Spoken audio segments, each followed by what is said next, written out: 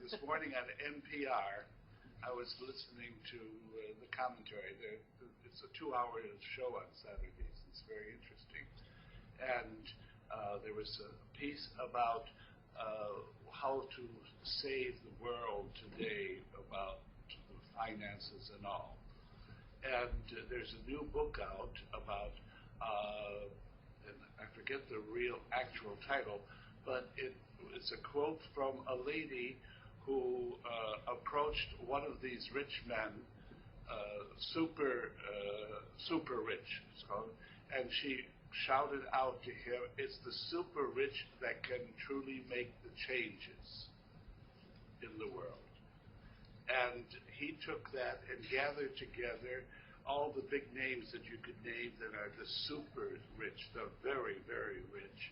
And he's formed a club of these people who are now, he didn't say that they're working with Obama or against Obama, but that they are going to change the world.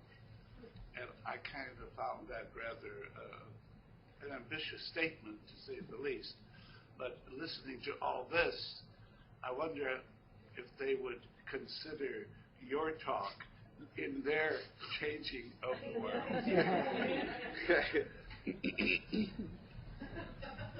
Thank you for your great insight and commentary. You know, it does strike me, Father Tom, if I may disclose a private conversation we had. He came up to me during the break and he mentioned to me, you know, Javier, what you're talking about, it's sort of almost like a new spirituality.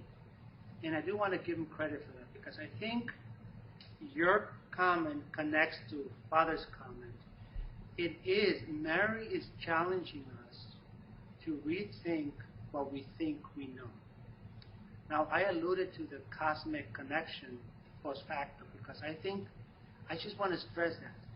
Our Marian tradition is so rich and so deep that we haven't begun to reflect theologically in light of contemporary issues. I think this is a step in that direction, and the Servite Coalition for Justice is pushing us in that. But I think just to imagine that there is a well of a new spirituality, in other words, a new way of entering this cosmic mystery of Christ through Mary, would be phenomenal. And what I'm proposing is that if that's going to happen, we have to think of the paradigm of the Magnificat and leave the old paradigm of power and domination.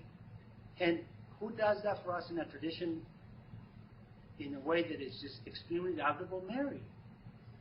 So I just want to link the two. I just think there is a whole, oh, please. If I could just add on to that, the New World, when it was discovered, it was after the renewal of the Church in the Council of Trent, which we poo-pooed for so many decades.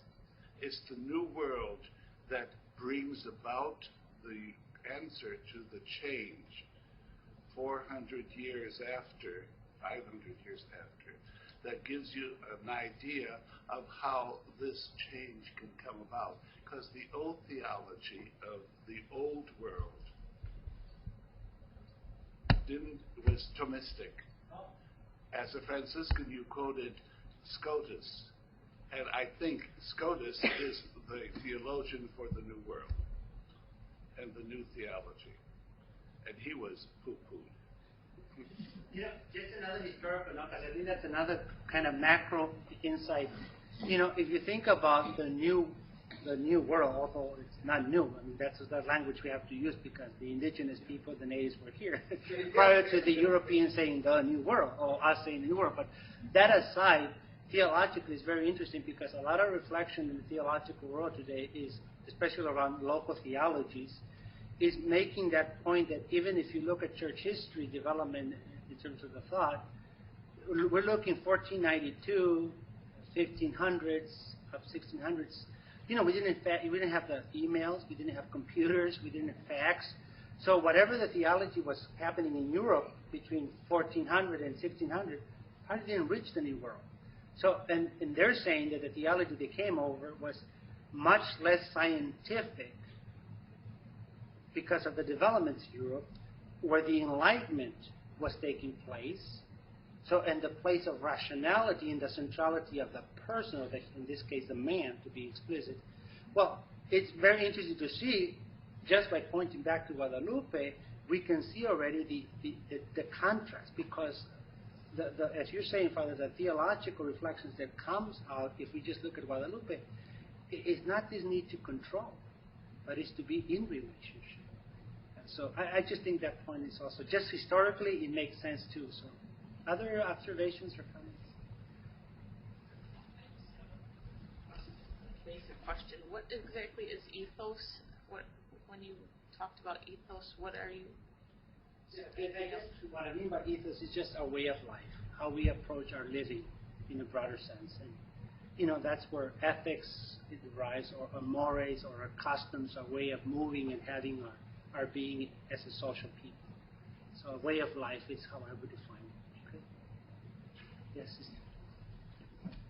You mentioned something that I always find so much as we're trying to move and live in this new spirituality is our language. When you said we call this world the new world, I often think of, well, even when we say creation and environment, care of creation and environment, we often leave out human beings.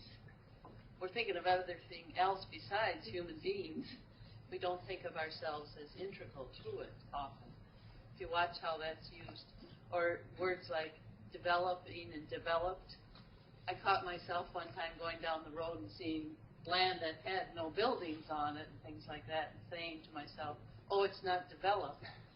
Then I went like this to myself, going, silly woman, it had more, diversity from millions of years of evolution than buildings do, so just the words, I think we just have to watch our language so much in how it both reflects and then shapes how we act.